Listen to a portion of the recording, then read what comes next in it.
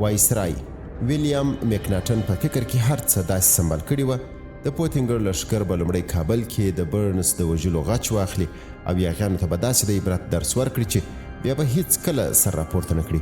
بیا به تر ننګرهاره پر لارې ټول یاغیان کلک وځپي او په دې توګه به د انګریزانو خلاف بلوا ته د تل لپاره د پای ټکی کښېږدي. په دې توګه به تر مارچ میاشتې پورې هم د کابل ښار او هم تر جلال آباد پورې لاره امن وي چې دی د هند په لور وخوځېږي او د بمبۍ د نوي حاکم په توګه به خپله نوې دنده پیل کړي. په هر ډول چې ممکنه وای مکناټن هڅه کوله چې په ډیلي کې لارډ اکلن ته د افغانستان د حالاتو داسې راپورونه ورسېږي چې ګواکې هر څه په سمه روان دي. د همدغې یکشنبې په ورځ چې انګریزانو د کابل ښار د غچ اخیستلو لښکر لیږلی و، مکناټن او الفنستون ته ساعت په ساعت پوتینګر د پرمختګ خبرونه رسېدل. هر خبر چې به ویل چې حالات تر کنټرول لاندې دي او لښکر پرمختګ کړی دی. پوتینګر عمدن مثبت خبرونه لیږل چې خپلو مشرانو ته خپله وړتیا وښیي، خو ډېر ژر د خبرونو لړۍ ودرېدله او د 2-3 پرلپسې ساعتونو لپاره د پوتینګر لخوا هیڅ راپور او خبر رانغی. که څه هم هوا سړه وه، خو مکناټن او الفنستون د چوڼۍ د کرکټ میدان په یوې څنډه کې ناست او د پوځیانو د کرکټ لوبه یې کتله.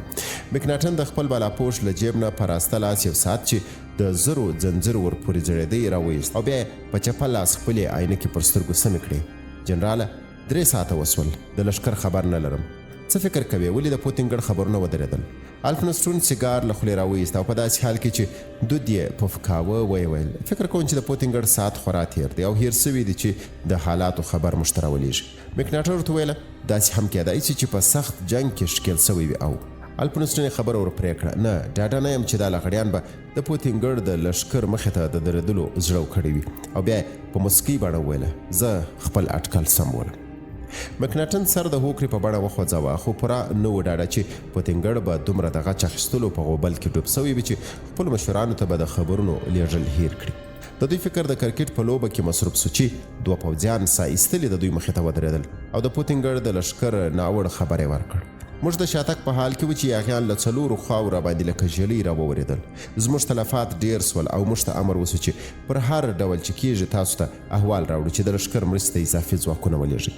مکناټن او الفنستون له د 2 خبرچانو خبرې سمې نه وې هضم کړي چې څو تن نور په خاورو او وین لړلي پوځیان راغلل او دوی ته د لښکر د بشپړې ماتې خبر ورکړ.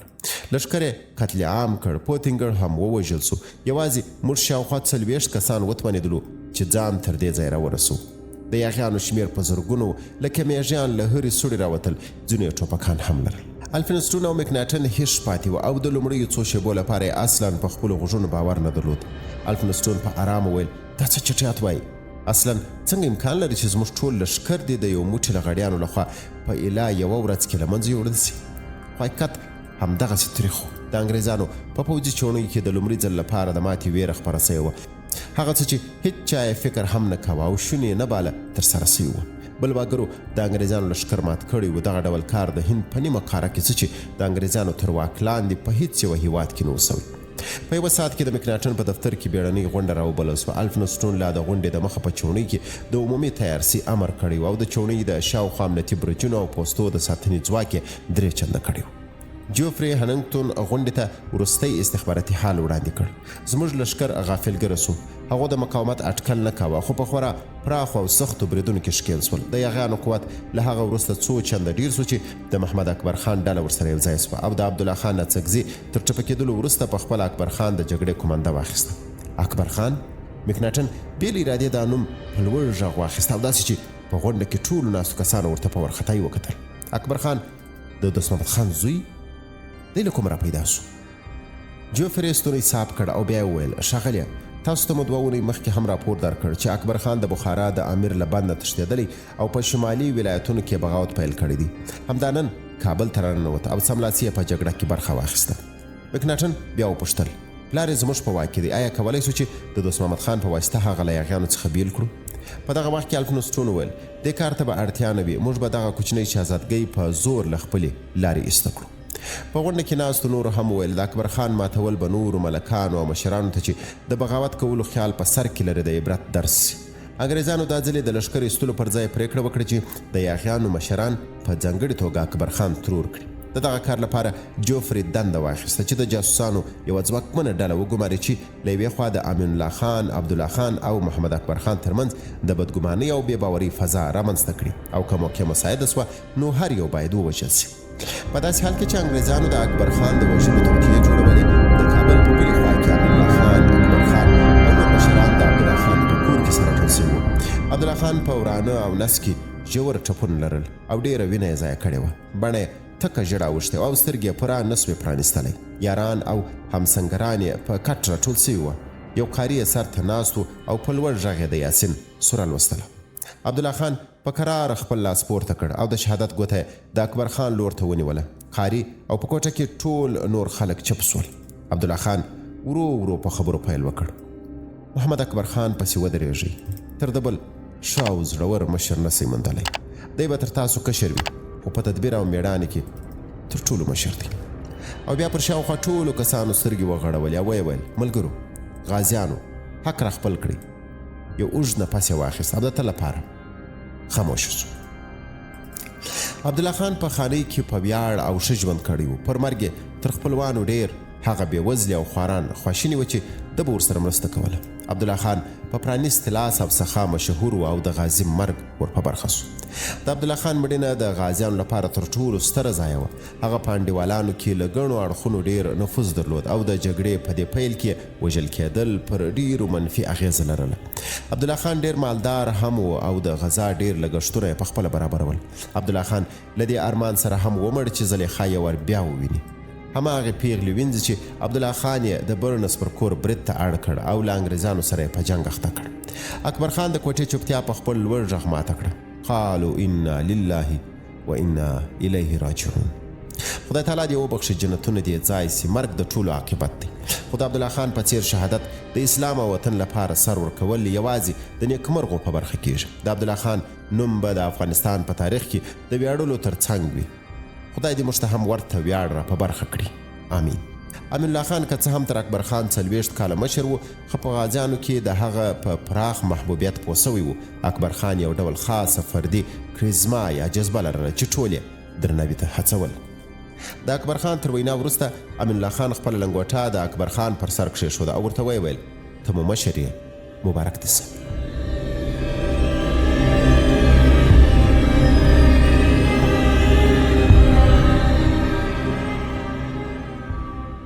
اکبر خان لومړی امین الله خان په غېږ کې ونیو او بیا یې لنګوټه بیرته ور پر سر کړله او ورته ویې ویل: خان کاکا، اصلي مشر مو ته یې، خدای مو دې بې له تا نه کوي، زه دې په خدمت کولو ویاړم. په همدغه ورځ مازدیګر امین الله خان د عبدالله خان د جنازې د لمانځه امامت وکړ. د عبدالله خان د ښخولو مراسم لا پوره نه وه خلاص سوي چې یو سړی اکبر خان ته ورنږدې سو او په غوږ کې یو څه ورته ویله. اکبر خان بې له دې چې بیرته د هغه سړي په غوږ کې خبرې وکړي، ورته ویې ویل: حجرې ته راسه، د ماښام تر لمانځه وروسته به خبرې وکړو. د برنس پر کور تر برید د مخه انتوني خپل اکا تموتي ته لیکلي و چې کریستینا کابل ته راولېږي. انتوني له ډېرې مودې نه پر کریستینا زړه بایللی و. کریستینا د جنرال مارتین لودویک لور وه چې د افغانستان تر یرغل وروسته په کندهار کې د انګریزیانو د پوځي اډې قومندان و. د انتوني اکا تموتي هم په کندهار کې و او د خپل وراره له مینې خبر و. انتوني د ویلیام مکناټن سکرټر و. مکناټن خپل ټول اداري کارونه په ځوان انتوني کول. انتوني زده کړې د لندن د اشرافو په یو خصوصي ښوونځي کې کړې وې او بیا په اکسفورډ پوهنتون کې سیاسي زده کړې کړې وې. په لیکنې کې دومره تکړه و چې ګڼو انګریزي چارواکو خپل رسمي مکتوبونه او لیکنې د ده تر نظر لاندې تېرولې. 22 کلن انتوني لومړی ځل کریستینا په ډیلي کې په یوه رسمي مېلمستیا کې ولیده. هغه مهال مکناټن په هند کې د انګریز وایسرای د باندنیو چارو سلاکار و او انتوني هم کار ورسره کاوه. انتوني په ټولنیزو اړیکو کې هم مهارت درلود او خبرې به د انګریز اشرافو په خاص لحن کولې. هغه ډېر ژر د کریستینا پام ځان ته کړ او په هماغه مېلمستیا کښې 2 ځلې ورسره نڅا وکړه. نوم یې ترې وپوښت او ورسره په اړیکه کې سو. کریستینا ته بیا انتوني ډېر په زړه پورې تمام نه سو. انتوني ورته یو څه چاغ او مغرور ښکاره سو. خدای ونه ګڼل چې کومه اړیکه به ورسره وپالي. د کریستینا د تمې برعکس یو ورځ وروسته انتوني هغې ته لیک واستاوه او د هغې د ښایست اخلاق او کرکټر ستاینه یې وکړه. د بیا لیدنې غوښتنه یې ترې وکړه. د کریستینا لیک خوښ شو او په لنډ ځواب یې د بیا کتنې غوښتنې ته مثبت ځواب ورکړ. تر څو ځل لیدنو کتنو وروسته کریستینا د انتوني د مینې بلنه ومنله. د افغانستان یرغل انتوني او کریستینا هم دې هیواد ته راوستل. کریستینا له خپل پلار او مور سره په کندهار کې وه او انتوني په کابل کې. انتوني غوښتل چې کریستینا ته په کابل کې د کوزدې وړاندیز وکړي. د دې کار لپاره مکناټن د انتوني غوښتنه منلې وه او جنرال لودویک هم راضي و. د نومبر په میاشت کې کریستینا تموتی او شاوخوا 24 نور انګریزان د 450 هندي ساتونکو په کاروان کې له کندهار نه د کابل پر لور خوځېدلي وو. دوی تر څو شیبو مزل وروسته د غزني او وردګو ترمنځ سیمه کې د غازیانو تر برید لاندې راغلل. هندي ساتونکو له ټوپکو او تومانچو سره د کاروان ښه ساتنه وکړه، خو د غازیانو شمیر ډیر و او بلاخره د کاروان دفاع ماته شوه. کریستینا د څو نورو ښځو سره د غازیانو لخوا اسیره شوه. نازولې کریستینا په خپل ټول ژوند کې هیڅکله دومره نه وه ډارېدلې. دا په ډولۍ کې ناسته وه خو شاوخوا یې مړي لیدل او د ټپیانو نارې اورېدلې. هغه له دې کبله د جګړې له ډګره نه وه تښتېدلی چې هیڅکله یې د انګریزانو پر کاروان د برید په اړه څه نه وه اورېدلي او دا یې هم نه و ګڼلي چې څوک دې دومره ګستاخي وکولی سي چې پر داسې یو کاروان برید وکړي چې د جنرال لودویک لور پکښې وي. غازیانو کریستینا د 20 نورو انګریز اسرانو سره یو ځای د جرګې له میدانه لرې یو کلا ته بوتلل او ښځې او نارینه یې جلا جلا کوټو کې بند کړل. په کوټه کې په سپینه ورځ توره تیاره وه، هیڅ کړکۍ نه وه، یوه دروازه وه چې هغه هم له د باندې نه خلاصېده. د وچو میوو او سبو بوی د کوټې له نم سره یو ځای سوی و او کوټه کې یو خاص بوی جوړ کړی و. دوی 4 ښځې او 2 ماشومان وه. هیلګا، جینیفر، انا او کریستینا ټولو یو بل پیژندل او کوټې ته په رانوتلو ټولو په یوه سلا په ژړا پیل وکړ. ماشومانو هم ورسره ژړل. یو ګړی وروسته ماشومان له ستړیا ویده سول. دوی څوک دي؟ آیا موږ به ووژني؟ له نارینهو سره څه کوي؟ ماشومان به مو څنګه سي؟ دوی له یو بل دا پوښتنې کولې خو له یوې سره هم د ټولو پوښتنو ځواب نه و. دوی لا په خبرو بوختې وې چې د دروازې د بند خلاصولو غږ پورته سو او 2 ښځې راننوتې. د یوې منګۍ په لاس کې او بېله دې چې څه ووایي د کریستینا مخې ته کښېښود. د بل یې په ټوکر کې پیچل سوې کومڅه په غېږ کې وه او هغه هم بېله خبرې د هیلګا مخې ته کښېنسته او د ټوکر له منځه نه یې وچه ډوډۍ او له مستو نه ډکه کټه وراویسته. یوې ښځې لومړی ډوډۍ او مستو ته په لاس اشاره وکړه او بیا یې هماغه لاس 2-3 ځلې خولې ته نږدې کړ او کښته یې کړ او بیا یې ویل ډوډۍ ده، ډوډۍ وخورئ، وږي به یاست. هیلګا په ژړغونې غږ او په انګلیسي ورته وویل موږ ستاسو ډوډۍ نه خورو، ستاسو ډوډۍ چټله ده، لطفا موږ پرېږدئ چې ولاړ سو. تاسو له موږه څه غواړئ؟ خو هغو 2 ښځو په هېښو سترګو ورته کتل. دوی د هیلګا د خبرو په یوه ټکي هم نه پوهېدل. کریستینا په هیلګا غږ وکړ دوی زموږ په ژبه نه پوهېږي، له دوی نه پوښتل هېڅ ګټه نه لري. هیلګا چپ سوه. هغې 2 ښځې له کوټې نه تر وتلو د مخه دوی ته وویل کوم شی په کار و دروازه وټکوئ او بیا دروازې ته یې په لاس اشاره وکړه. انګریزانو افغانانو ته د وحشیانو او نامتمدنه خلکو په سترګه کتل. دوی به په خپله کې ویل چې دغه خلک له تمدنه دومره لرې دي چې تر انسانانو ډیر د حیوانانو په څیر عمل کوي. کریستینا له خپل پلار نه اورېدلي و چې افغانانو ته که د نورو ښځې په لاس ورسي نو لومړی ورباندې په ډلهییزه توګه جنسي تیري کوي او بیا یې وژني. هیلګا او نورو ښځو هم ورته کیسې اورېدلې وې. د دوی تر ټولو ډیره ویره هم له همدغو اړخونه وې، د وحشیانو لخوا ډلهییز جنسي تیری او بیا مرګ. جینیفر په بیا را ژوندي سوي غږ وویل موږ به دغو وحشیانو ته اجازه ورنکړو چې پر موږ تیری وکړي. هیلګا ویل نه، هېڅکله نه، مرګ ته به ترجیح ورکړو، خو دغو ځناورو ته به تسلیم نه سو. اکبر خان چې د ماښام لمونځ ادا کړ نو هماغه سړی چې د عبدالله خان پر جنازې ورته په غوږ کې خبره کړې وه راوړاندې سو. د په سر د هوکړې اشاره ورته وکړه او هغه یې مخې ته کښېناست. سړی ورته ویل زه جمعه خان را لېږلی یم، موږ 20 تنه انګریزان اسیر کړي او ستاسو امر ته تم یو چې څه ورسره وکړو. اکبر خان جمعه خان پیژنده. هغه د وردګو یو خان و چې د انګریزانو په خلاف د غازیانو د یوې سترې ډلې مشري یې کوله. اکبر خان له سړي وپوښتل اسیران کې څوک دي؟ 14 نارینه، 4 ښځې او 2 ماشومان دي. چیرې دي؟ په شیخ آباد کې په یوه کلا کې دي. اکبر خان جمعه خان ته زما سلامونه ووایه او ورته ووایه چې په خپله له اسیرانو سره کابل ته راسي. دا هم ورته یاده کړه چې له اسیرانو سره بد چلند ونه کړي. اکبر خان د انګریز اسیرانو په ارزښت پوهېده. هغه ډاډه و چې انګریزان به د خپلو اسیرانو په سر غازیانو ته ستر سیاسي او مالي امتیازات وکړي. ځکه خو یې د نورو مجاهدینو برعکس سملاسي د اسیرانو د وژلو او ځورولو امر نه ورکاوه. د اسیرانو د ارزښت پرته هم اکبر خان له هغو سره پر انساني چلند کلک باور لره. د پخپله د بخارا د امیر په بند کې خوارۍ ګاللې وي او هماغه وخت په دې پوه سوی چې یو اسیر او بندي آن بې له شکنجې څومره کړیږي. 2 ورځې وروسته جمعه خان د اسیرانو له کاروان سره کابل ته راورسېد. دلته هم نارینه او ښځې په جلا جلا کوټو کې واچول سول، خو له وردګو سره یې توپیر دا و چې د کابل کوټې روښانه وي او کړکۍ یې درلودې. اکبر خان له جمعه خان سره تر روغبړ وروسته پخپله لومړی د نارینه اسیرانو خونې ته ورغی. په دغو انګریزانو کې یو هم په دري او پښتو نه پوهېده. اکبر خان هم په انګریزي نه پوهېده. یوه اسیر اکبر خان ته په هندي ژبه څه وویل. هغه مخ ور واړوه، ویې ویل هندي، او بیا سملاسي یو حاضر باش ته ویل ورسه ثناءالله راوله. ثناءالله د قرآن حافظ و، دیني زده کړې په هند کې کړې وې او په هندي ژبو ښه پوهېده. د ثناءالله له راتلو سره سم اکبر خان ورته ویل نو دوی پوښتل چې چا خو به نوم څه ویل. د دې پوښتنې ځواب منفي و او اسیرانو ویل چې چا ورسره بد چلند نه دی کړی. ورته ووایه چې څوک خو پکښې ناروغ نه دي. د دې ځواب هم منفي و. ورته ووایه تاسو او ستاسو ښځې ټول زموږ سره خوندي یاست. موږ له تاسو سره کومه ازلي دښمني نه لرو، خو تاسو زموږ هیواد باندې یرغل کړی دی، نو موږ اړ یو چې د ځان او د خپل هیواد دفاع وکړو. تاسو د یو څو مودې لپاره زموږ میلمانه یاست او هر شی چې مو پکار و موږ ته ووایاست. اکبر خان بیا د ښځو اسیرانو د کوټې خواته ورغی او د دروازې مخ ته ودرېد. یوه شېبه تم سو، بیا یې دروازه وټکوله. څو شېبې تم سو او بیا یې دروازه پرانیستله. ثناءالله او یو حاضر باش هم ورسره و. السلام علیکم، بخښنه غواړم چې ستاسو مزاحم کېږم. زما نوم اکبر خان دی. تاسو او ستاسو نارینه زموږ میلمانه یاست. که په تېرو څو ورځو کې ځورول سوي یاست، زه یې له کبله بخښنه غواړم، خو له دې وروسته به زموږ لخوا تاسو ته هیڅ ډول اذیت ونه رسېږي.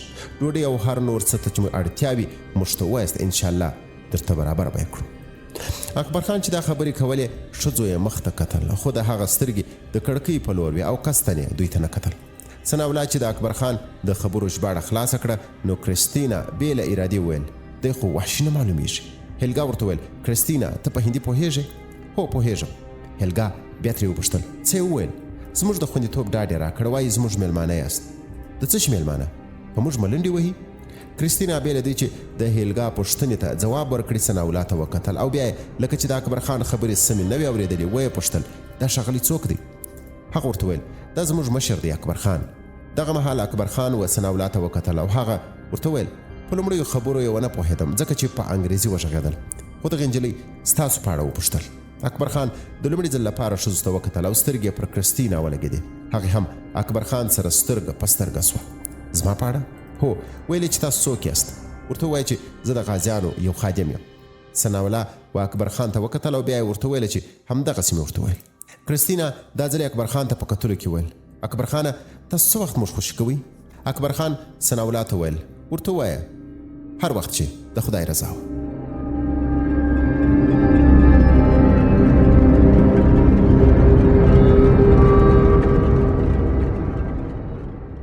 مکناټن ته د اسیرانو خبر یو ورځ وروسته ورسېد. هغه سملاسي جیفوري او الفنستون سره غونډه وکړه او درې واړه په دې سلاس ول چې د ځانګړو ځواکونو یوه ډله ولیږي چې اسیران د مرادخانې نه چوڼۍ ته راوتښتوي. انګریزانو ته داسې اطلاعات رسېدلي و چې اکبر خان اسیران د مرادخانې په یوې زړې کلا کې اچولي او شاوخوا 20 کسه یې ورباندې درولي دي. د جیفوري ارزونه دا و چې د خاصو ځواکونو یو 50 کسیزه ډله به په شپه کې مرادخانې ته ورسي او د اسیران د کلا د ټولو 100 تنو محافظونو له وژلو وروسته به اسیران پر اسانو په چټکۍ تر چوڼۍ راورسوي. الفنستون ویل چې د دې کار لپاره به د خاصو ځواکونو تر ټولو ښه ډله برابره کړي. د شنبې په نیمه شپه کې د انګریزانو له پوځي چوڼۍ نه د خاصو ځواکونو ډله راووته او په چټکۍ د مرادخانې په لور وخوځېده. دوی شاوخوا 2 کیلومتره تللي و چې ناببره له دوو خواو نه پرې بریدونه وسول. غازیان د عیدګاه جومات نه یو څه لرې په کمین کې ورته ناست او د انګریزانو د پوځیانو له راتګ سره سم یې ورباندې په ډزو پیل وکړ. د سترګو په رپ کې د انګریزانو 10 کسه ووژل سول. انګریزانو هم ډزې پیل کړې خو په توره شپه کې نه پوهېدل چې دښمن کومې خواته دی ځکه خو یې هرې خواته ډزې کولې. څو شېبو کې د غازیانو د الله اکبر غږونه اوچت سول. له هرې خوا نه نارې وهل کېدلې. انګریزان چار چاپېره محاصره سول. انګریزان پوهېدل چې دوی د داسې یوې جګړې لپاره نه راوتلي، نو ځکه ډېر ژر په شا سول.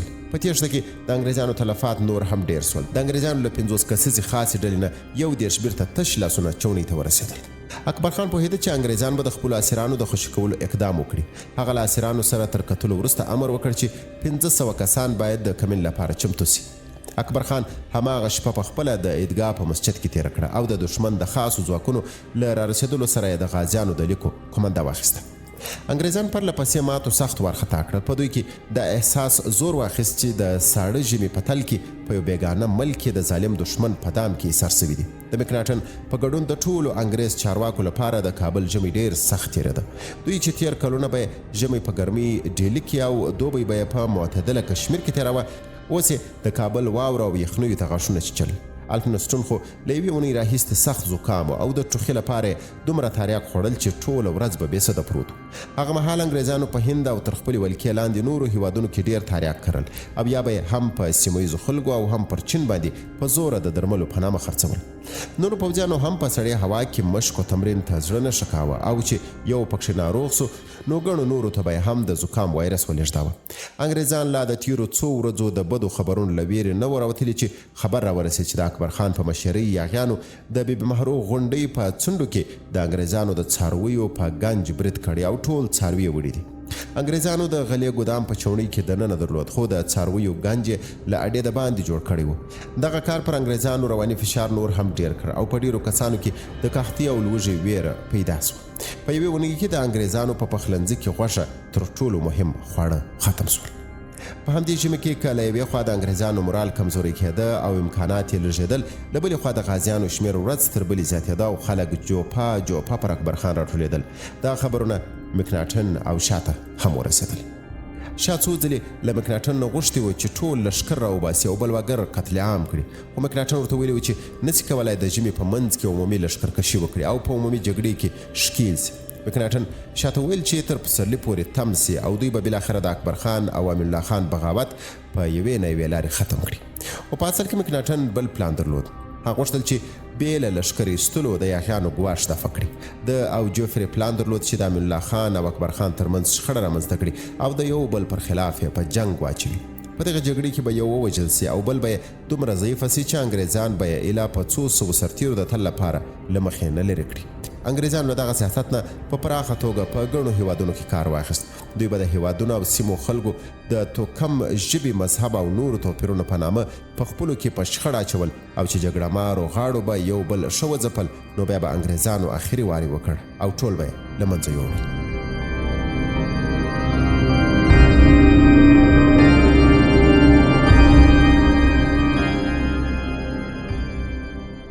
په کابل کې د دغه کار لپاره جوفري د خپل تکړه هندي جاسوسانو یوه ډله ټاکلې وه. دغو جاسوسانو هر یوه له ګڼو افغان قومي ملکانو او مذهبي ملایانو سره پټې او رڼې اړیکې لرلې.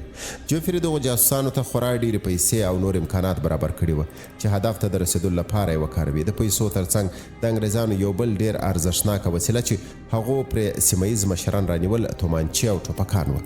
ملکانو او خانانو به د یو موټ پیسو او یا یوې تومانچې د لاسته راوړلو په بدل کې عام خلک وژل او یا به یې د واک پر خلاف په بلواو اخته کول. ملایانو او مذهبي مشرانو به بیا د پیسو په بدل کې د خلکو په ضد شرعي فتواې ورکولې. که مکناټن په دسیسو بوختو، بل لور ته اکبر خان ته یو نوی سرخوږی پیدا سوی و. د هیلګا د اسیرې انګریزي ښځې دواړه ماشومان سخت ناروغ سوي وو. اکبر خان په خپله د ماشومانو د لیدلو لپاره ورغلی و او د دواړو ماشومانو بڼې ورته سمې نه برېښېدې. ځکه خو یې سملاسي خپل حاضر باش راوغوښت او ورته ویل چې له ښار نه یو طبیب ژر راولي چې د ماشومانو درملنه وکړي. اکبر خان بیا له طبیب سره د اسیرانو کوټې ته ورغی او له ځانه سره ګرمه ډوډۍ او شیدې هم یوړې. اکبر خان د ناروغو ماشومانو څنګ ته پر مځکه کښېناست او په ځیر یې د طبیب چارې کتلې. بیا ورته ویل، طبیب صاحب، نور میلمانه هم وګوره چې کومه ناروغي ونه لري. لطفا د درملنې لپاره یې هر څه چې کولی سې ویې کړه. کریستینا په تیرو 2 ورځو کې اکبر خان څاره. دې ته د اکبر خان هر څه جالب برېښېدل. له اسیرانو سره د هغه شخصي مهرباني، په نوې ځوانۍ کې د داسې یوې بلواګرې ډلې مشري کول چې د انګریزانو له ځواکمن پوځ سره جنګیږي، او بل دا چې هغو ښځو ته هیڅ نه کتل. خو د دې ټولو سربیره د کریستینا د نن یو بل حس هم د رامنځته کېدلو په حال کې و. د اکبر خان پرنجو تورو سترګو، نوراني ټنډې، نرمو خبرو او حرکاتو ټولو پر کریستینا ژور اثر کاوه او هغې په یو ډول ناپېژندل سوي حس غوښتل چې اکبر خان وویني او خبرې ورسره وکړي. په همدې ورځ په داسې حال کې چې اکبر خان د هیلګا ماشومانو ته ځیر و، کریستینا ورباندې غږ وکړ: اکبر خانه، آیا موږ کولی سو چې خپلو کورنیو ته لیک واستوو؟ اکبر خان د خپل نوم له اورېدلو سره سم کریستینا سره سترګه په سترګه سو. کرستینا ببر او زړ وریښتان لرل چې له سر نه یې په بېنظمۍ توګه په دواړو اوږو رهیدلې وه. وړې شنې سترګې وې، وړه پزه او کوچنۍ خوله یې وه چې نریو شونډو سره یې تقریبا په مخ د یوې سرې لیکې په توګه ښکارېده. په ونه لوړه په اوږو پلنه وه او کړوړه یې د یوې ښکلې ښځې وه. اکبر خان خپل ژباړونکي ته وکتل او هغه ورته سملاسي د کرستینا د خبرو ژباړه وکړه. اکبر خان بیا کرستینا ته ښه ځیر سو او ویل هو کولی سي. کرستینا چې غوښتل له اکبر خان سره نورې خبرې هم وکړي ورته ویل زما نوم کرستینا دی، زما کورنۍ په کندهار کې ده. اکبر خان ورته د ژباړونکي له لارې وویل مشکل نسته، لیک به مو کندهار ورسو. مننه. د هیلګا ماشومان زکام سوي وه. طبیب وړاندیز وکړ چې جوشانده ورباندې وڅښي، تاوده یې وساتي او آرام دې وکړي. طبیب نور اسیران هم وکتل او اکبر خان ته یې ویل چې ټول ښه دي. اسیرانو ته هماغه ورځ کاغذ او قلم برابر سول چې خپلو کورنیو ته لیک ولیکي. کرستینا لومړی خپل پلار ته ولیکل چې دا ښه ده او د محمد اکبر خان په مشرۍ د یوې ډلې یاغیانو لخوا اسیره سوې ده. هغې پلار ته دا هم ولیکل چې ورسره بد چلن نه دی سوی، خو ویرېږي چې له دې وروسته به څه ورسره وسي. کرستینا ته چې قلم په لاس ورغی نو خپله د شخصي یادښتونو کتابچه هم ور په یاد سوه. په کتابچه کې یې ولیکل د نومبر 11 موږ د افغان یاغیانو د یوې ډلې لخوا اسیر سوي یو. څو ورځې وړاندې د کابل کندهار پر لار زموږ پر کاروان برید وسو او موږ اسیر سول. بیا موږ کابل ته راوستل سو. د یاغیانو مشر یو جذاب ځوان دی چې اکبر خان نومیږي. که څه هم چې ډېر ځوان دی خو یاغیان یې ډېر درناوی کوي. هغه زموږ سره هم د درناوي چلند کوي او وایي چې موږ یې میلمانه یو. اکبر خان په ونه جګ دی، پراخې اوږې لري او مخ یې خاص جذابیت لري. زړه دې کېږي چې ډېر ورته وګورې او خبرې ورسره وکړې.